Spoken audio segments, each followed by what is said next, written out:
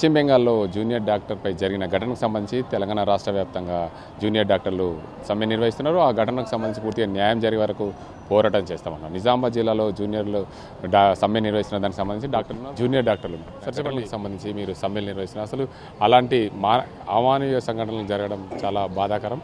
చెప్పండి. అసలు వెస్ట్ బెంగాల్లో మా తోటి విద్యార్థిని పల్మనాలజిస్ట్ అంటే ఛాతీ విభాగానికి సంబంధించిన పీజీ రెసిడెంట్ 4 రోజుల క్రితం క్రూరంగా రేపు మర్డర్ జరగడం జరిగింది. అది కూడా తన డ్యూటీలో ఉన్న రోజు, అది కూడా హాస్పిటల్ లోపల. దీన్ని బట్టి మనం అర్థం చేసుకోవచ్చు, ఒక ఆడపిల్లకి, డాక్టర్ అయినా కాదు, ఆడపిల్లకి ఎంత సేఫ్టీ ఇంకా మన ఇండియాలో ఉంది. ఇలాంటి సిచ్యువేషన్ వల్ల అందరూ ఆలోచించాల్సిన రోజు ఇది. రేపటితోటి 78వ స్వతంత్రం ఇండిపెండెన్స్ డే మనం సెలబ్రేట్ చేసుకోబోతున్నాము. గవర్నమెంట్ వాళ్ళు ఏమో హర్ ఘర్ మే హర్ తిరంగా అని చెప్పేసి మన ఫోన్లలో ఒకటే చెప్తున్నారు. అంటే ఒకవైపు మనం ప్రౌడ్గా చూపించుకుంటేనే వెనకాల ఇవన్నీ దాచుకొని ఉంచాలా, ఇలాంటి బయట రాకుండా ఉండాలా. ఒక నిర్భయ కేసు, ఢిల్లీలో నిర్భయ కేసుకి జనాలు అండ్ మీడియా మిత్రులు ఎట్లా ముందుకొచ్చి వాళ్ళకి న్యాయం జరగాలని, ఆ నిందితుడికి ఉరిశిక్ష తీయాలని ఎలా డిమాండ్ చేశారు, ఒక చట్టాన్ని పట్టుకొచ్చారు. అదేవిధంగా ఎంతవరకు తక్కువ లేకుండా అదేవిధంగా మా తోటి విద్యార్థిని రేప్ అండ్ మర్డర్ జరగడం జరిగింది. ఫారెన్సిక్ రిపోర్ట్ నిజాలు చూస్తే చాలా బాధాకరమైన విషయాలు బయటపడ్డాయండి. అవన్నీ కన్ఫర్మ్ అవ్వాల్సిన ఇంకా ఉంది. అందుకు మేము ఒక సిబిఐ ఎంక్వైరీ డిమాండ్ చేస్తున్నాము. హోల్ దేశం మొత్తం ఈరోజు డాక్టర్స్ ముందుకు వచ్చి మా విద్యార్థినికి, తోటి మహిళకి ఇలా జరిగింది, జనాలు కూడా తెలుసుకొని మీ వంతు మీరు ఆవేశాన్ని, ఉగ్రదాన్ని, మీ సహాయాన్ని చూపించాలని కోరుకుంటున్నాము. అండ్ సిబిఐ ఎంక్వైరీ చేయాలి. నిన్న వెస్ట్ బెంగాల్ హైకోర్టు ఏదైతే సిబిఐ ఎంక్వైరీ చేయాలని కోరుకుందో, కానీ స్టేట్ గవర్నమెంట్ దాని అఫీషియల్గా మనకి పేపర్లో కానీ అఫీషియల్ స్టేట్మెంట్కి ఇవ్వలేదు. అది వెంటనే చేయించాలని. Justice delayed is justice denied అంటే ఎప్పుడు ఇంత లేట్ అయితే అంత ఆధారాలు కానీ అవన్నీ ఫ్యాబ్రికేట్ అయ్యి ఛాన్సెస్ చాలా ఉన్నాయి. ఆల్రెడీ కొన్ని ఏదైతే ఈ ఇన్సిడెంట్ జరిగిందో సెమినార్ హాల్లో ఆల్రెడీ దాన్ని కూల్చడం, పెయింటింగ్ చేయడం జరుగుతుంది అక్కడ. సో దీనివల్ల కొంతమంది రాజకీయవేత్తల్ని, అక్కడ ఉన్న అడ్మినిస్ట్రేషన్ని దాచుకోవాలని గవర్నమెంట్ ట్రై చేస్తుంది. అందుకే సిబిఐ ఎంక్వైరీ త్వరగా లేట్ చేయకుండా ఇంప్లిమెంట్ చేయాలని కోరుకుంటున్నాము. ఈ విధంగా మళ్ళీ ఇప్పుడు ఫ్యూచర్లో ఒక డాక్టర్ మీద చేయాలంటే సగటు మనిషికి భయం ఉండాలి, కఠినమైన చర్యలు ఉండాలని సెంట్రల్ ప్రొటెక్షన్ యాక్ట్ మేము డిమాండ్ చేస్తున్నాము.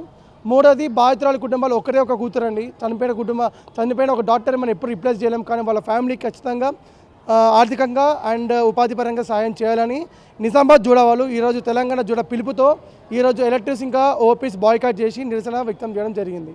మీరు చెప్పండి, ఏదైతే పశ్చిమ బెంగాల్లో జరిగిన ఘటనకు సంబంధించి మీ జూనియర్ డాక్టర్పై జరిగిన ఘటనకు సంబంధించి ఏం డిమాండ్ చేస్తున్నారు, ఎలాంటి న్యాయం జరగాలని కోరుతున్నారు?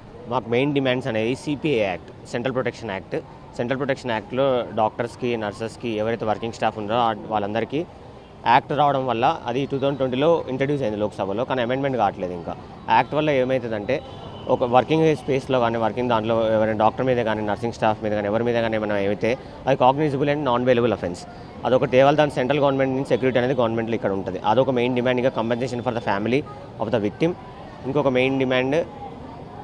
ఇంకా safer work place for doctors, అంటే సేఫర్ వర్క్ ప్లేస్ సెక్యూరిటీ ఫోర్స్ని పెంచడం, అదొక మెయిన్ డిమాండ్. ఇంకా సిబిఐ ఎంక్వైరీ స్టేట్ గవర్నమెంట్ సిబిఐకి ట్రాన్స్ఫర్ అవ్వాలి, అది తొందరగా జరగడం, అవన్నీ మెయిన్ డిమాండ్స్. అవన్నీ అయ్యే వరకు మేము స్ట్రైక్ కంటిన్యూ చేద్దాం అనుకుంటున్నాం.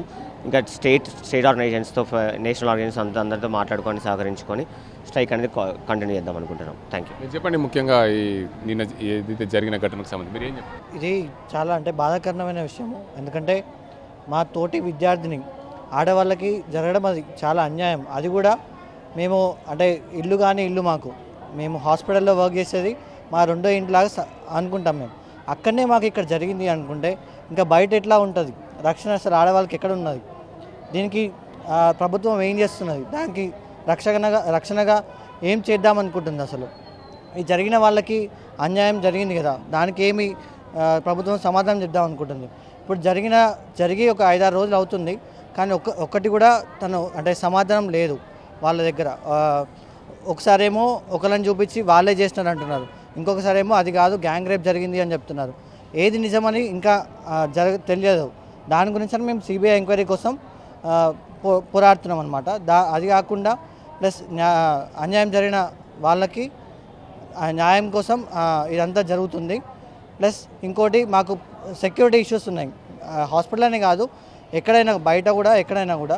సో అందరికీ సెంట్రల్ ప్రొటెక్షన్ యాక్ట్ అని అమలు జరగాలని, అది హాస్పిటల్లో సెక్యూరిటీ డాక్టర్స్ కోసం మెయిన్గా ఉండాలని చేయడానికి పోరాటం చేస్తుంది. మొత్తంగా చూసుకోవచ్చు, ఏదైతే పశ్చిమ బెంగాల్లో జరిగిన ఘటనకు సంబంధించి ఒక డాక్టర్ వైద్యో నారాయణ హరి అంటారు, అలాంటి డాక్టర్కే సెక్యూరిటీ లేకపోతే ఎలా అని చెప్పి మేము డిమాండ్ చేస్తాం. తెలంగాణ రాష్ట్ర వ్యాప్తంగా జూనియర్ డాక్టర్ల సంఘం పిలుపు మేరకు మేము నిజామాబాద్ జిల్లాలో సమ్మె నిర్వహిస్తున్నాం. దీనికి అందరికి సంబంధించి మరోవైపు ఏదైతే మాకు న్యాయమైన డిమాండ్స్ నెరవేరే వరకు, వారికి న్యాయం జరిగే వరకు మేము పోరాటం చేస్తామని చెప్తున్నారు జూనియర్ డాక్టర్లు. ఇది ఇక్కడ పరిస్థితి.